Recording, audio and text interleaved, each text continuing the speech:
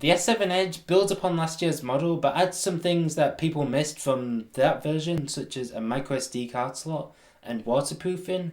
But is the phone really as good as people say it is, and is it really worth it? Well, I've been able to try this phone out pretty extensively over the last few weeks, and this is my opinion on it. This is my S7 Edge review.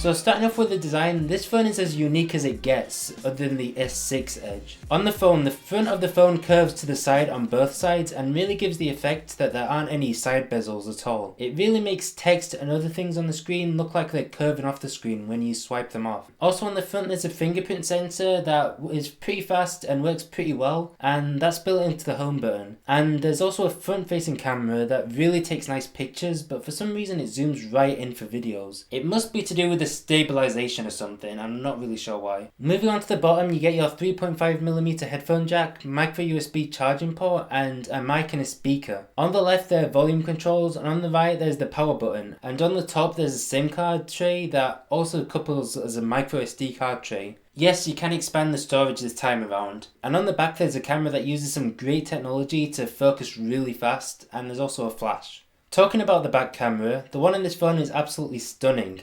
It is super fast to focus, I mean crazy fast, and it takes some pretty stunning pictures even in low light.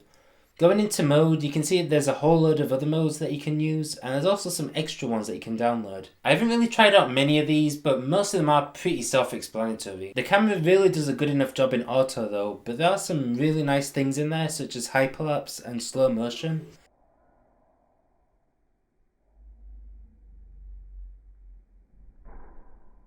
You can also launch the camera from anywhere by double pressing the home button, and it opens almost instantly. But this speed and ease of use is a trend throughout the entire phone though. Everything about this phone is super fast, and I actually really like the animations that Samsung has added on top of the usual Android animations. They really make this phone feel fluid and fast, so good job Samsung on that. And that great experience doesn't stop at the animation. The interface itself is actually really good. TouchWiz has definitely been slimmed down since its earlier versions, leaving you with a really great interface that doesn't throw a whole lot of rubbish in your face. The whole experience has that really premium feel that I just really like from a phone. The phone is also Ip68 Waterproof, which means that you can essentially take some underwater pictures with this, with Samsung claiming that you can take it at a depth of 1.5 meters for 30 minutes. And yes, the screen does work underwater by the way. What's also great about this phone is that you don't have to close any ports or anything to put this thing underwater, as you had to do with the S5. They did this by sealing all the components from the inside rather than relying on covers from the outside. The screen on this phone is a Quad HD Super AMOLED display, which makes whites look very white and blacks look very black. In fact, for parts of the phone that are showing black, the LEDs are actually switched off, which makes them look really black because they're not switched on at all. This also allows you to have an always on screen which shows you a clock, your calendar or an image, but for some reason they don't show notifications. I'm really surprised they didn't add this in. While this saves on battery life, the battery life isn't perfect by any stretch of the imagination.